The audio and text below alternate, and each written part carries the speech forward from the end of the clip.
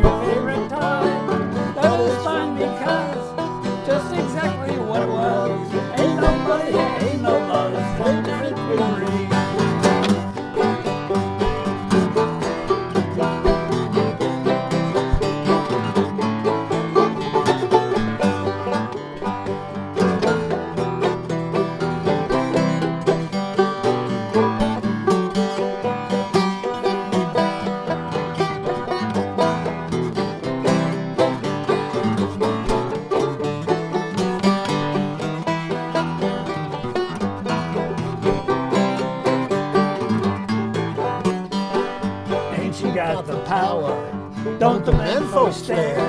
Gypsy hoops and rainbow clothing, long like shiny hair, hangs down to her hips. They got cherry-colored lips. Other women walk on the earth, this one sails on the air. Folks tell fabulous lies, they say they dream like Jack and Ryan. Say she's a cat in disguise, say she got horns on her head. Say she's married as well, say she wed the devil in hell. Turned him into a big black snake and keeps him under her spell.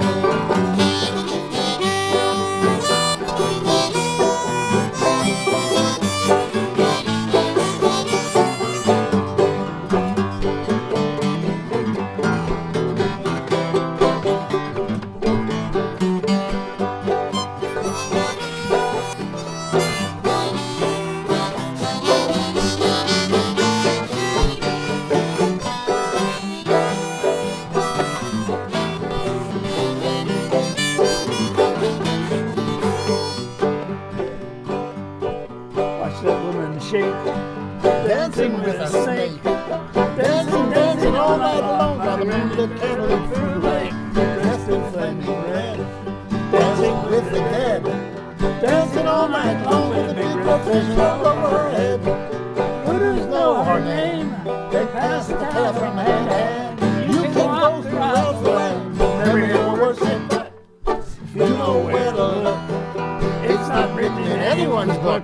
All good news from lawyers say Queen Marie is not dead. Take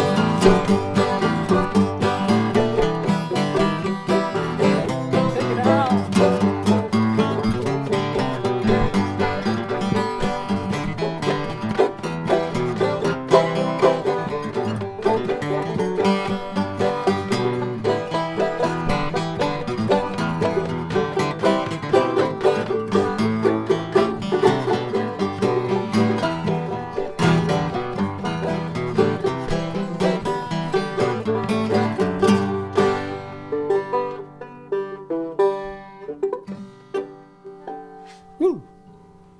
Voodoo Queen Marie.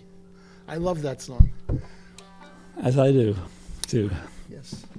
Notable versions were done by the Holy Modal Rounders and other groups, and including us on our CD, the fabulous Furry Harmonica Brothers, with Gibbony White, who used to play with us, and my dad, I think, plays on that too, Lenny Pat. That's his 6 guys in a telephone booth. Anyway, so... We're also joined by Bob Sackey on several numbers. Bob Sackey, yes. Bob Sackey's amazing. And a hero also. He was in 9/11, and he's a fireman.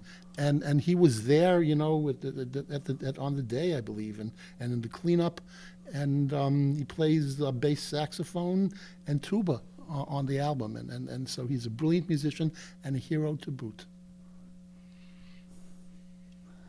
So what are you going to play for us, Al? Well, let's try. Let's do some Leadbelly songs. But I'm going to play some Leadbelly songs. Some I'll do the way Leadbelly does them, and some I'll do the way I do them. And some is a mix. I have a tendency to. I was in a band called also the Big Road Blues Band, and our mantra was, and it was the title of a CD, Crossroots, because you know the blues. Is stylistically unified, but there's also, because it's largely a solo medium, there's a tremendous variation and range of styles, individual styles, which because it has style, the genre has stylistic unity, it works together. So you can do a Leadbelly song and you can incorporate, you know, Leadbelly used a mostly his thumb was chordal. And the Piedmont players in the East Coast use that ragtime alternating bass, but it works if you do some Leadbelly and some Piedmont in the same song. And then you can throw in little riffs of different artists, you know, a Blind Boy Fuller's syncopated thumb playing. That works in there, and there's just a lot of other things also. So that's basically, and a lot of Reverend Gary Davis, with you know counterpoint and stuff like that. So. Let's do. Okay, so Leadbelly was a lot of people don't know this, but his name was Udi Ledbetter, and he was a songwriter, but he was also a poet in the folk tradition, and you know he knew that there were epic poem, epic poetry, an African American tradition, and an African tradition too. And the American, toasting tradition was followed up on that. But so he took popular culture, and very often he created, epic poetry about it, and legends and stories. So this, When I Was a Cowboy, White's got all of the popular 19th and early 20th century cowboy heroes in this song. It's very cool. He also traveled around with working with John Lomax, who was head of the who was a folklorist at the University of Texas, but he also worked with the Library of Congress, as did his son Alan and daughter Bess. And Leadbelly saw that other cultures also had this epic poetry, which they created these wonderful myths and legends, and so he did the same. And of course now I have to pick up the pick that dropped. That is something which may happen occasionally. Unfortunately, these things are not glued to my fingers, and I try to make them tight, but when I play fast like a maniac, they do come off. Let's try this.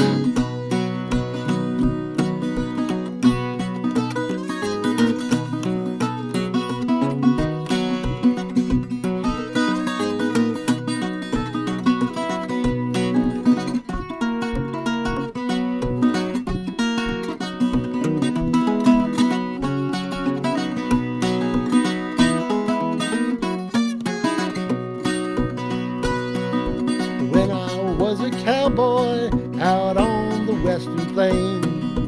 When I was a cowboy out on the western plains, I made $500,000 pulling on the bridle rein. Come a cow, cow, yicky, come a cow, cow, yicky, yicky, yay. Oh, the hardest battle was ever on Bunker's Hill. Oh, the hardest battle was ever on Old Boot Hill. When me and a bunch of cowboys run into Buffalo Bill. Come a cow, cow, yicky, come a cow, yicky, yay. Come a cow, cow, yicky, come a cow, cow, yicky, yay. Oh, the hardest battle was ever on the western plains. Oh, the hardest battle was ever on the western plains. When me and a bunch of outlaws run into Jesse James. Come a cow, cow, yicky, come a cow, cow, yicky, yay, yay. Come a cow, cow, yicky, come a cow, cow, yicky, yay. When me and a bunch of cowboys run into Jesse James. Me and a bunch of cowboys run into Jesse James. The bullets was a-falling just like a shower of rain. Come a cow, cow, yicky, come a cow, cow, yicky, yicky, yay. Come a cow, cow, yicky, come a cow, cow, yicky, yicky, yay.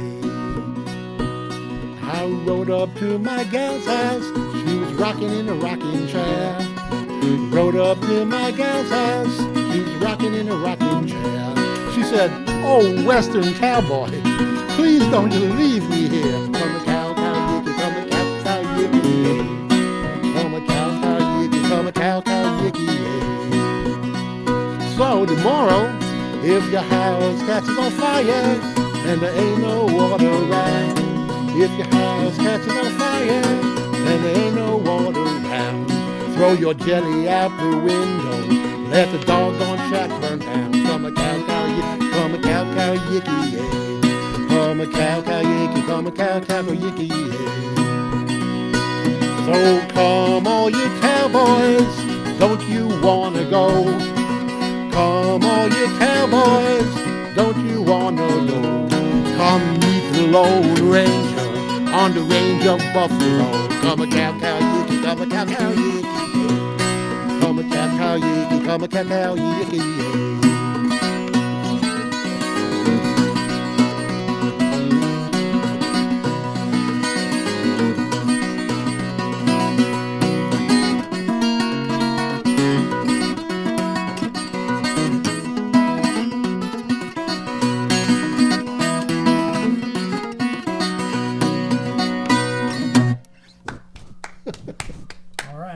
All right. Well, and that's my arrangement of. And you know what?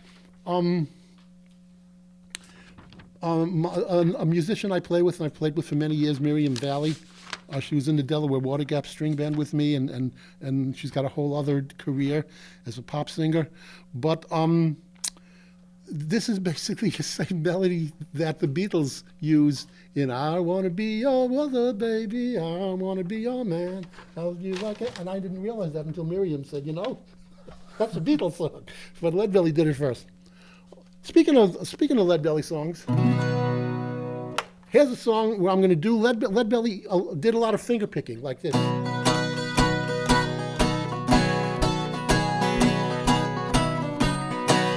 Notice how the thumb just goes down like this, whereas the Piedmont players did that, which is basically like, Merle Travis did that style of picking, and that's why it got to be called Travis picking. Of course, he didn't originate it. It was originated by the ragtime guitarists, end of the 19th century, early 20th century. But in this, and Leadbelly though also was very into like the bass sound of the 12-string guitar. This is a baritone 12, but I have standard strings on it, medium gauge though, and it's braced like a baritone. So, I feel safe putting the medium gauge that it's not going to pull the neck off. This guitar was designed by Joe Vayette. This is a version that he had mass produced in Korea, but it's a nice guitar. They don't make them anymore. This was the last one on the East Coast. I picked this up at Gruen Guitars in Nashville. It's a nice guitar.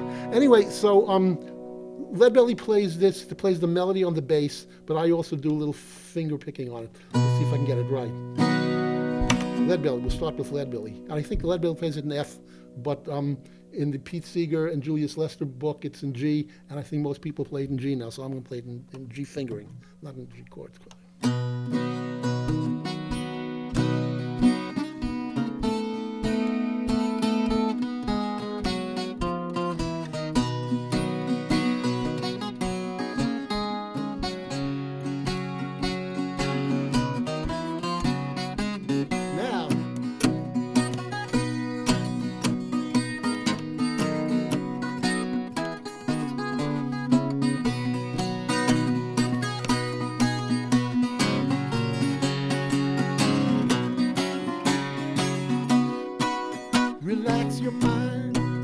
Relax your mind, we'll make you live a great long time.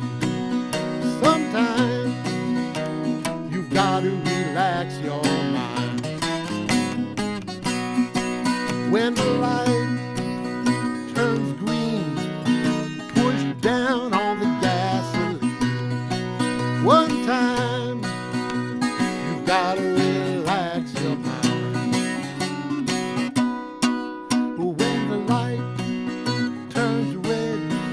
Shove your brakes down to the bed. That's the time you got to relax your mind. Relax your mind, relax your mind. We'll make you live a great long time. That time you got to relax your mind. When you're driving your automobile, keep your eyes on that windshield. That's the time you gotta relax your mind. Relax your mind, relax your mind. Makes you feel as fine as wine. That's the time you gotta relax your mind.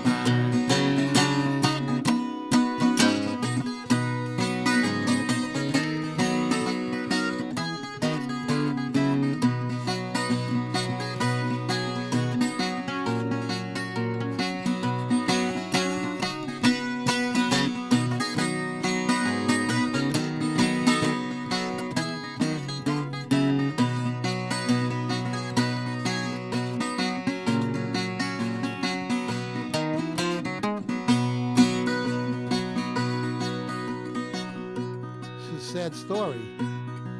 Once was a man who crossed the railroad tracks. He forgot to relax.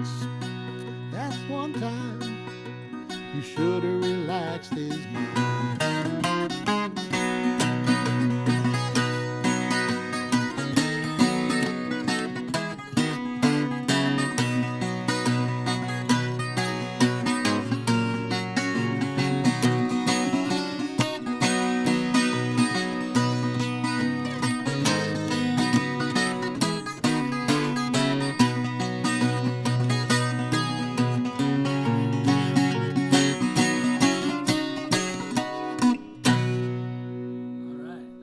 right. I would do that again, but I'm not going to do it now because we do this one take. This is a one-take show. If I play the wrong note, deal with it.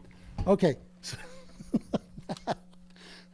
Okay, here's now. This I do more straight lead belly. This is more the way he played it.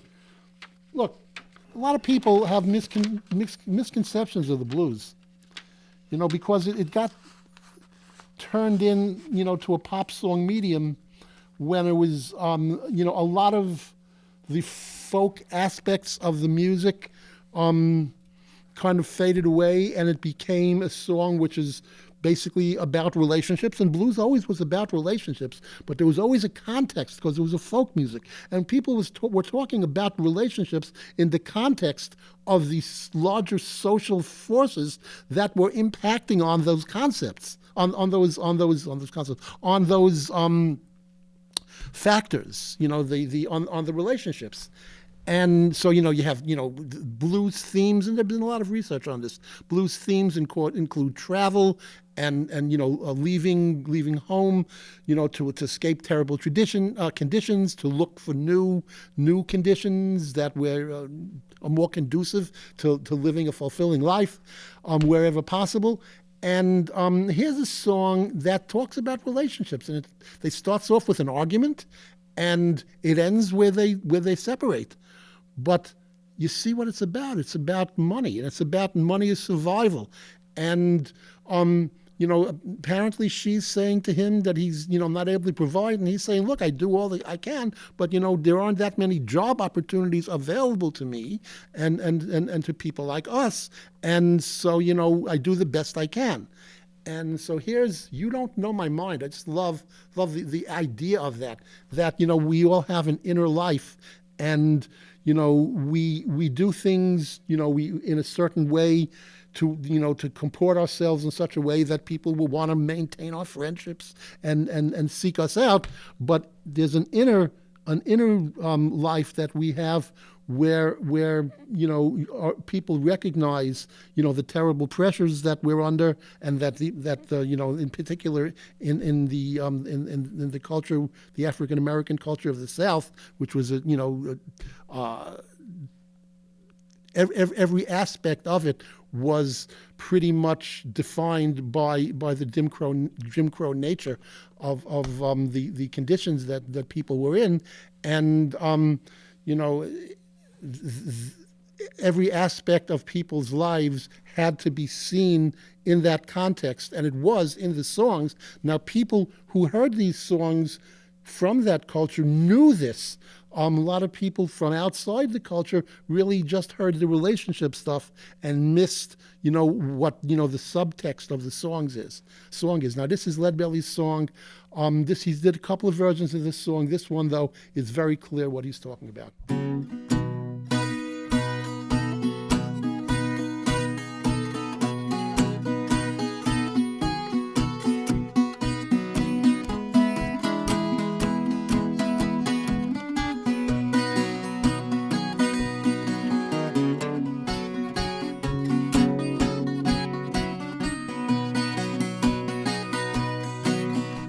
Breakfast on the table, my coffee's getting cold. Mama's in the kitchen getting sweet Papa told. Baby, you don't know my mind. When you see me laughing, babe, I'm trying to keep from crying. I asked my baby, could she stand to see me cry? She said, sweet Papa, I could stand to see you die. Baby, you don't know my mind. When you see me laughing, babe, I'm trying to keep from crying. Look, the first time I met you, laid at a stone, I took you in. You didn't have no home. You don't know my mind. When you see me laughing, babe, I'm trying to keep from crying. I worked all the summer, part of the fall. I come home and took my Christmas in my overalls. Baby, you don't know my mind.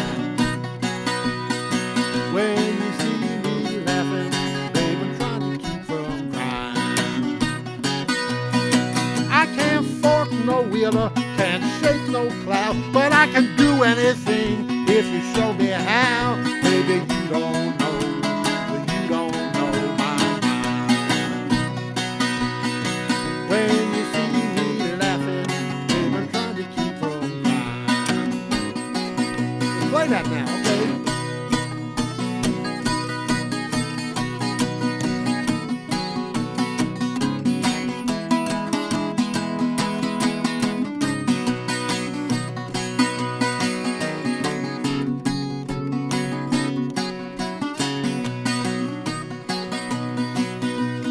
Walking down the levee with my head hanging low, looking for my mama and she ain't here no more. Baby, you don't know my mind.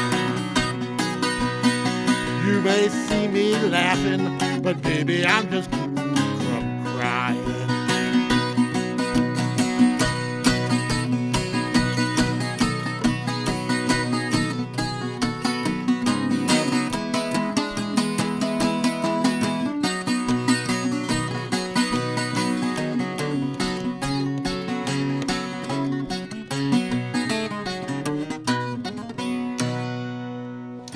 You don't know my mind. Let me do another one.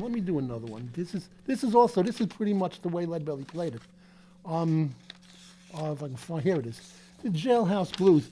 Now, you know, years ago, I did a thesis, and I called it the therapeutic characteristics of early down-home blues, and I left this song out. I played this song, and I can't believe I left it out. Each verse, this is about somebody who's becomes incarcerated, and it's like if you were writing a textbook on the stages that people go through. First, the denial is included, then pleading, then a sense of resilience that you can survive it, and then, a realization that maybe, in some cases, you could have handled things differently. 1, 2, 3, go.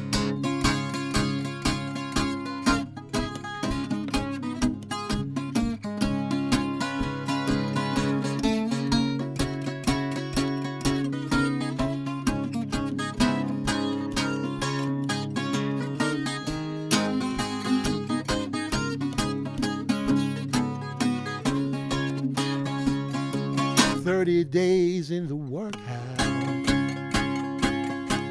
6 long months in jail.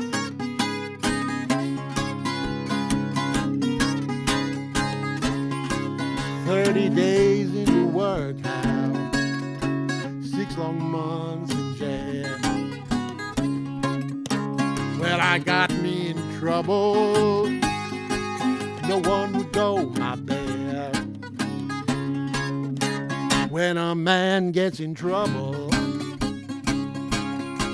everybody turns him down.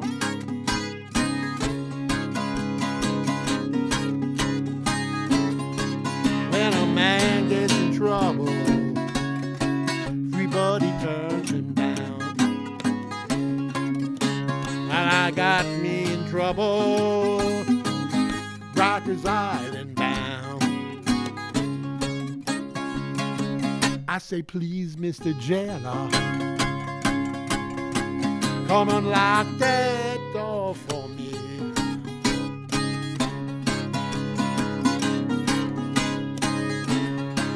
Oh, please, Mr. Jailer, come and lock that door for me. 'Cause my heart is full of blues, and it's all come down on me.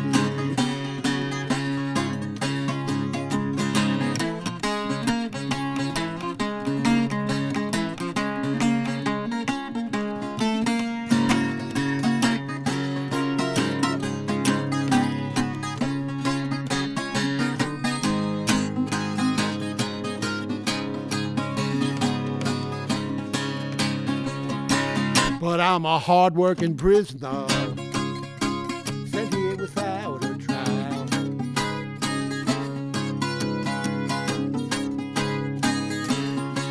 I'm a hard-working prisoner, sent here without a trial.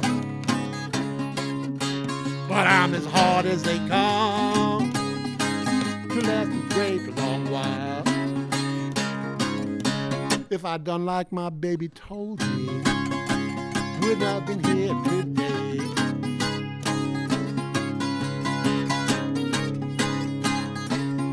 If I'd done like my baby told me, would I have been here today? Would I have been on Rikers Island in 6 long months to pay?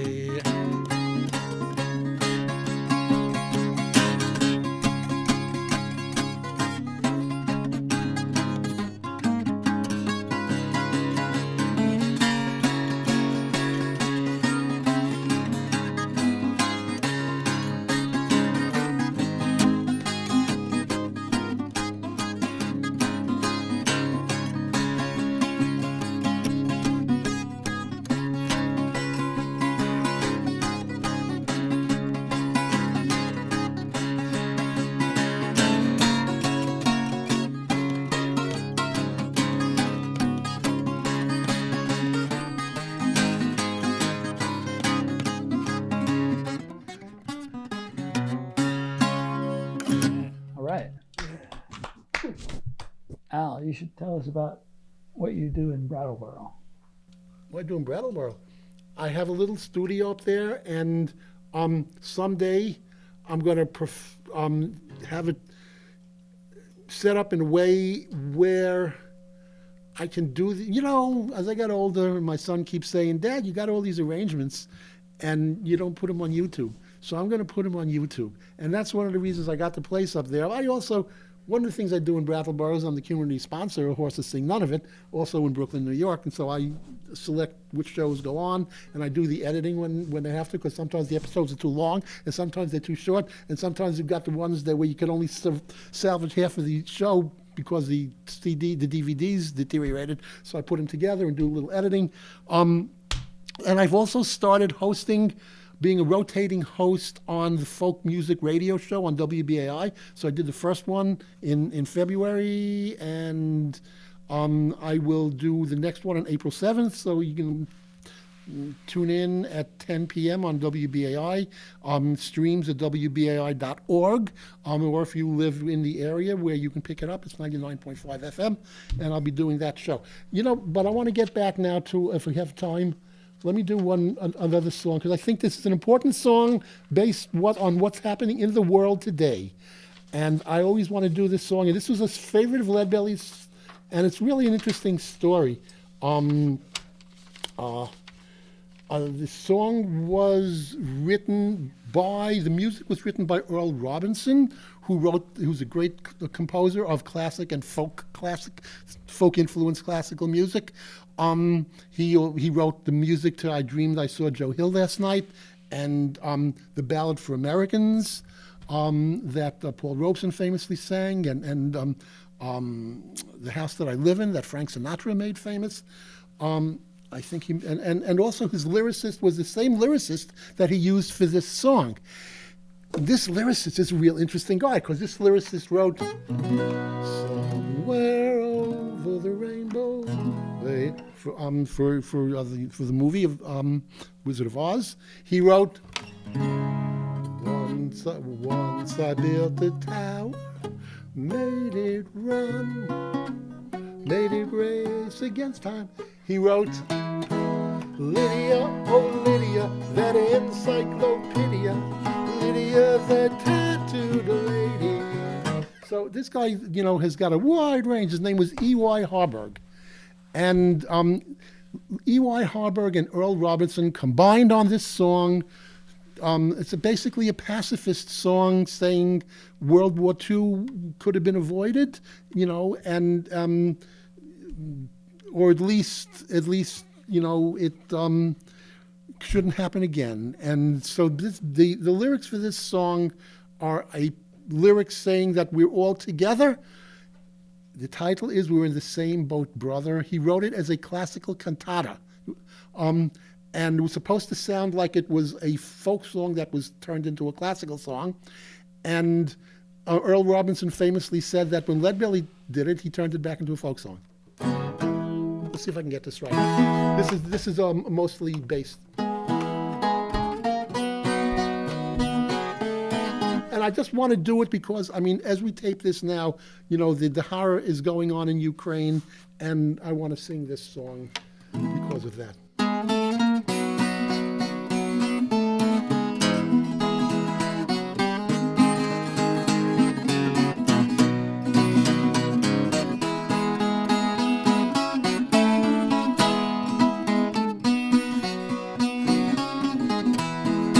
We're in the same boat, brother. We're in the same boat, brother. And if I shake one end, you're gonna rock the other. It's the same boat, brother. Oh, the Lord looked down from his holy place, said, Lordy me, what a sea of space. It's a spot to launch the human race.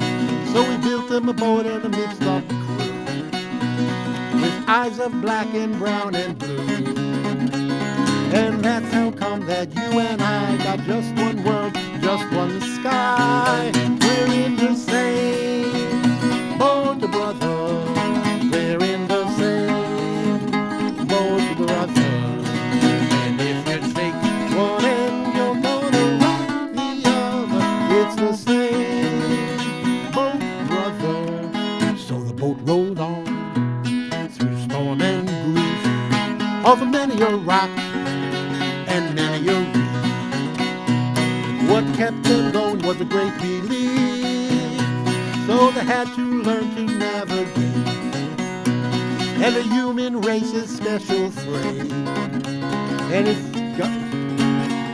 if they didn't want to be in Jonah's shoes, they better be mates on this here cruise. We're in the same boat, brother. We're in the same boat, brother. And if you shake one end, you're gonna rock the other. It's the same boat, brother. Now here's the part which you have to know a little World War II history. But the second line is very, very telling. Oh, the boiler blew somewhere in Spain, and the keel was smashed in the far Ukraine. Steam poured from Oregon to Maine. Well, it took some time for the crew to learn what's bad for the bow ain't good for the stern. And if the hatch takes fire in China Bay, Pearl Harbor's deck gonna blaze away. This is the same boat, brother. We're in the same boat, brother. If you take one end, you're gonna rock the other. It's the same. What's the one? With me? We're in the same boat, brother. We're in the same boat, brother. If you shake one end, you're gonna rock the other. It's the same boat, Brother. Yay. Well, folks, thanks for tuning in.